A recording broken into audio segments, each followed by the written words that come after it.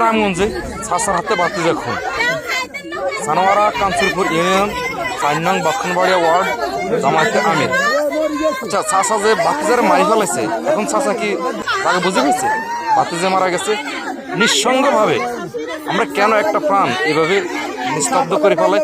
আর এখন যে নিস্তব্ধ হয়ে গেছে গা, আপনি কি মানুষটাকে ফিরে দিতে পারবেন আর না জায়গা ফিরে নিতে পারবেন? দেখেন আমাদের সমাজ কোথায় দিয়ে আড়াইছি। ভিডিওটা সর্বোচ্চ শেয়ার করবেন, সবাইকে দেখার সুযোগ করে দিবেন। আমাদের লক্ষ্মীপুর জেলা রামগঞ্জ থানার বাক্ষণবাড়িয়া গ্রামের এই অবস্থা।